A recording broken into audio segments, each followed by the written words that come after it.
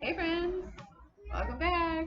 Happy Earth Week, happy Earth Day, April 22nd, 2020. We're so excited to have you here. Are you ready to get started? All right. 1, 2, 3, 4. 1, 2, 3, 4. Welcome to Earth Week Circle Time. Welcome to Earth Week Circle Time. Welcome to Earth Week Circle Time. Welcome to Earth Week Circle Time. We're here to learn about how to save the Earth and celebrate its potential and worth. We're here to learn about how to save the Earth and celebrate its potential and worth. So welcome to Earth Week Circle Time. Welcome to Earth Week Circle Time. Welcome to Earth Week Circle Time. Welcome to Earth Week Circle Time. Yay! Yay! Awesome job, friends. All right, first up, we are going to read a book called Peas on Earth. We do apologize for the half cover. It is a well-loved book. Whoopsie. By our toddlers here. All All right. Peas on Earth. What if there really was peas on Earth? I'm not talking about two peas on a pod like us, but peas everywhere. What do you mean? A world filled with love and peas, where everyone and everything got along. That sounds peaceful. Peace on Earth is when everyone is best friends, like peanut butter and jelly, or milk and cookies, and salt and pepper. And don't forget, best friends share. Sharing is caring. Right? And no biting or fighting. But pillow fights are okay. Tico, tico. Peas on Earth is when dogs get along with cats, woof, meow, and cats get along with mice, meow, squeak, and mice share their cheese with elephants. What does an elephant sound like? And pigs give everyone piggyback rides. Wink, wink, wink. It's when giraffes help turtles reach the tippy tops of trees, and ants say, bless you, when anteaters sneeze. And everyone says thank you and please. Thank you, please. Don't you mean peas? It's when fruits and vegetables taste just like candy, like apple pie and carrot cake. It's when we can play all day and it only rains when we're sleeping. And we can make some snowmen that never melt. When everyone is nice and nobody is mean, when the air is clear and our water is clean, when the skies are blue and the trees are always green. Peace on Earth seems pretty perfect. Yeah, let there be peas. Give peas a chance. Yay! What'd you guys think of that? Did you like it? Yeah. We like it.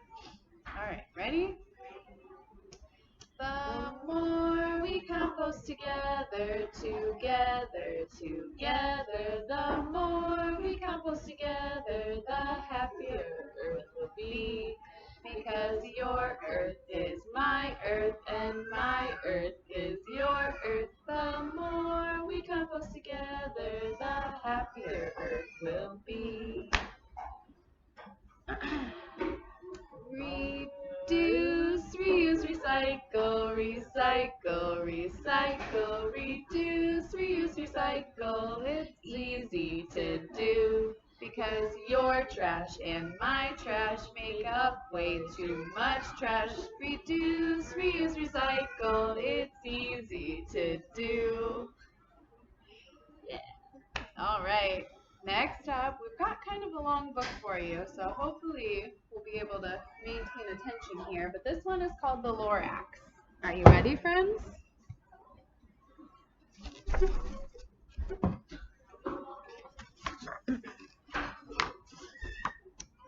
At the far end of town, where the grickle grass grows, and the wind smells slow and sour when it blows, and no birds ever sing except old crows, is the street of the lifted Lorax.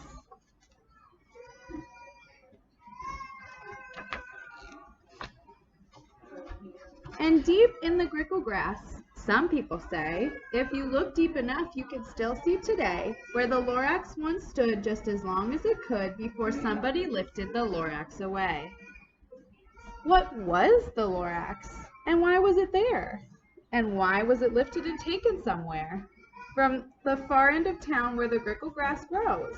The old Onceler still lives there. Ask him. He knows. You won't see the Onceler.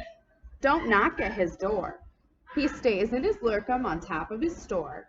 He lurks in his lurkum, cold under the roof, where he makes his own clothes out of mufford moof. And on special dank midnights in August he peeks out of the shutters, and sometimes he speaks and tells how the Lorax was lifted away. He'll tell you perhaps, if you're willing to pay.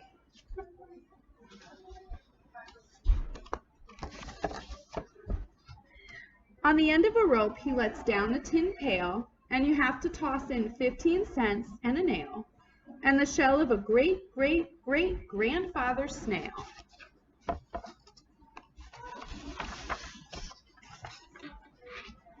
Then he pulls up the pail, makes a most careful count to see if you've paid him the proper amount. Then he hides what you paid him away in his snub, his secret strange hole in his grubulous glove. Then he grunts, I will call you by whisper my phone, for the secrets I tell are for your ears alone. Slap.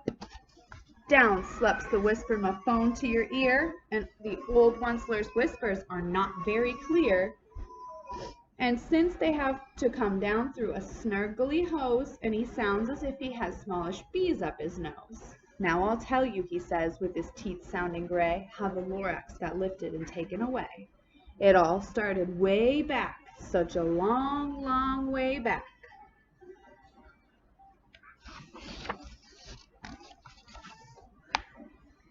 And under the trees, whoops, sorry friends, skip the page. Way back in the days when the grass was still green, and the pond was still wet, and the clouds were still clean, and the song of the swummy swans rang out in space, one morning I came to this glorious place. And I first saw the trees, the truffula trees, the bright-colored tufts of the truffula trees, mile after mile in the fresh morning breeze. And under the trees I saw brown barbaloots frisking about in their barbaloot suits as they played in the shade and ate truffula fruits. From the ripulous pond came the comfortable sound of the humming fish humming while splashing around.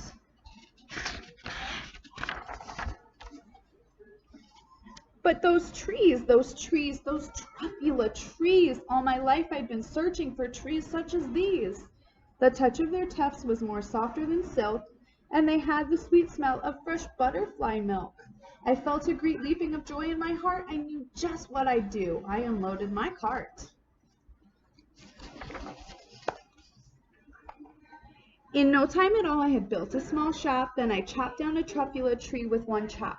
And with great skillful skill, with a great speedy speed, I took the soft tuft and I knitted a sneed.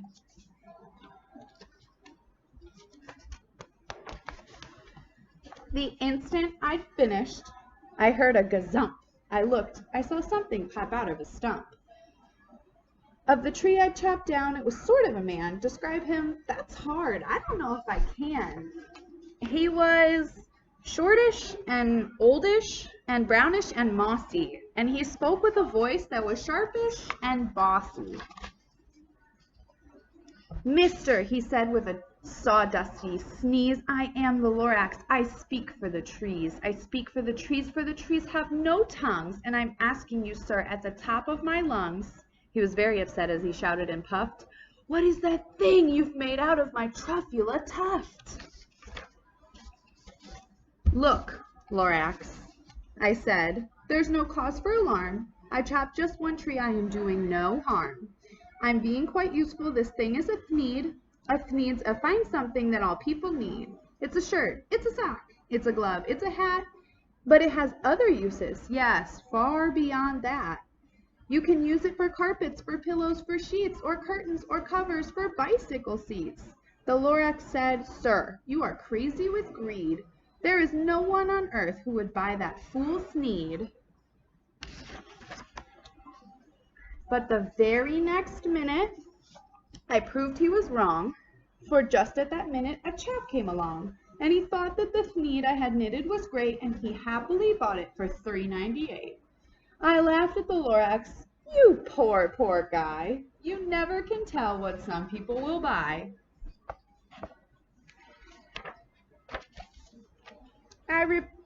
Oops.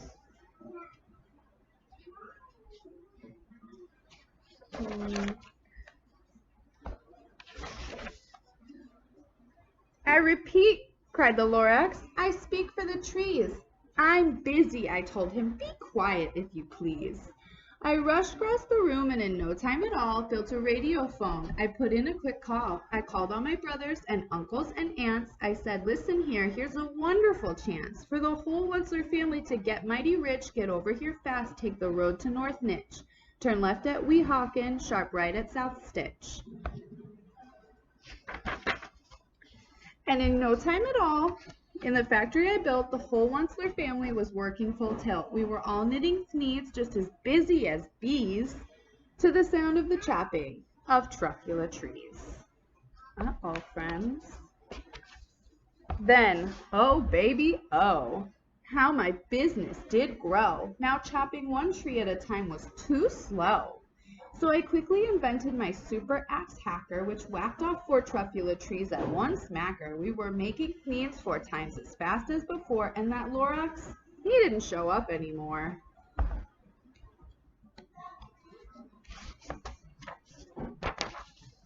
But the next week, he knocked on my new office door. He snapped, I'm the Lorax who speaks for the trees, which you seem to be chopping as fast as you please. But I'm also in charge of the brown, fair baloots who played in the shade in their barbaloot suits and happily lived eating truffula fruits. Now, thanks to your hacking my trees to the ground, there's not enough truffula fruit to go round, and my poor barbaloots are all getting the crummies because they have gas and no food in their tummies.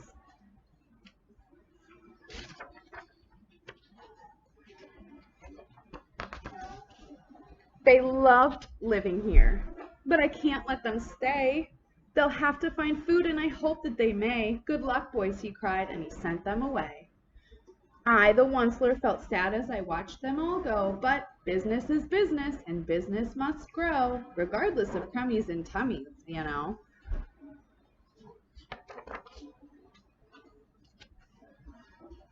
I meant no harm. I most surely did not. But I had to grow bigger, so bigger I got. I biggered my factory, I biggered my roads, I biggered my wagons, I biggered the loads. Of the thneeds I shipped out, I was shipping them forth to the south, to the east, to the west, to the north. I went right on biggering, selling more thneeds, and I biggered my money, which everyone needs. Then again he came back. I was fixing some pipes, when the old nuisance Lorax came back with more gripes. I am the Lorax, he coughed and he whiffed. He sneezed and he snuffled, he snargled, he sniffed. Wutzler, he cried with a crofulous croak. Wutzler, you're making such smogulous smoke. My poor swummy swans, why they can't sing a note. No one can sing who has smog in his throat.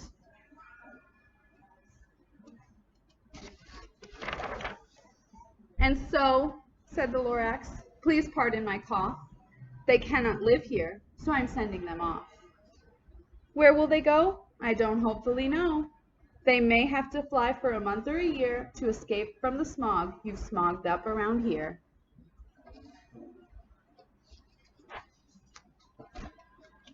What's more, snapped the Lorax, his dander was up. Let me say a few words about gluppity-glup. Your machinery chugs on, day and night without stop, making gluppity-glup, also schloppity-schlop. And what do you do with this leftover goo? I'll show you, you dirty old Onceler man, you. You're glupping the pond where the humming fish hummed. No more can they hum, for their gills are all gummed.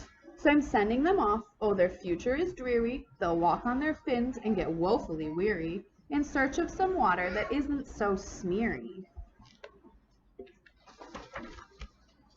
And then I got mad. I got terribly mad. I yelled at the Lorax, now listen here, Dad. All you do is yap yap and say bad, bad, bad, bad. Well, I have my rights, sir, and I'm telling you, I intend to go on doing just what I do. And for your information, you Lorax, I'm figuring on biggering and biggering and biggering and biggering, turning more truffula trees into thneeds, which everyone needs.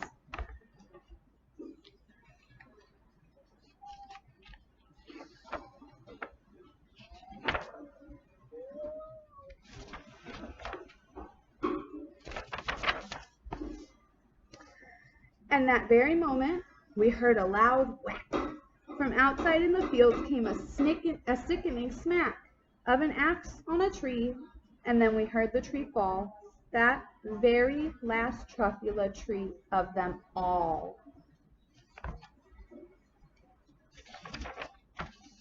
No more trees, no more thneeds, no more work to be done, so in no time my uncles and aunts, everyone, all waved me goodbye. They jumped into my cars and drove away under the smoke-smuggered stars. Now all that was left beneath the bad-smelling sky was my big empty factory, the Lorax and I. The Lorax said nothing, just gave me a glance, just gave me a very sad, sad backward glance as he lifted himself by the seat of his pants. I'll never forget the grim look on his face when he hoisted himself and took leave of this place through a hole in the smog without leaving a trace.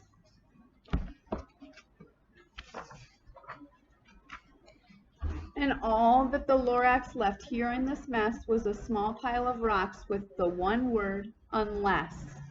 Whatever that meant, well, I just couldn't guess. That was long, long ago, but each day since that day I've sat here and worried away. Through the years while my buildings have fallen apart, I've worried about it with all of my heart. But now, said the Onceler, now that you're here, the word of the Lorax seems perfectly clear.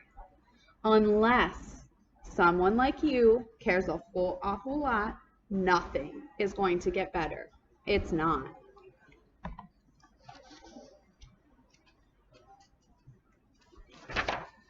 So, catch, calls the Onceler. He lets something fall. It's a truffula seed. It's the last one of all. You're in charge of the last of the truffula seeds, and the truffula trees are what everyone needs. Plant a new truffula, treat it with care, give it clean water, and feed it fresh air. Grow a forest, protect it from axes that hack, then the Lorax and all of his friends may come back. The end, friends. All right, we've got some new signs for you. Some of them are about the first book, and some of them are about the second book. Are you ready? All right. Unless someone like you cares a whole awful lot, nothing is going to get better. It's not. Should we do it again? Yeah. Okay. Unless someone like you cares a whole awful lot, nothing is going to get better. It's not. Good job, friends. Yay. All right. And then our next set of signs is about our first book. Peas on earth, or peace on earth. This is how you say peas, like peas, please. And this is how you say peace, peace on earth. Good job, friends. All right, Should we sing goodbye, friends? I guess so. I think it's time to sing goodbye, friends. Are you ready? Goodbye, friends. I'm glad we're here on Earth. Goodbye, friends. Have you learned about its worth? Reduce, reuse, recycle, and compost too. If you love the earth will love you too. Yay. Bye, friends. Love you. Miss you. Stay safe and stay well. Bye. Bye.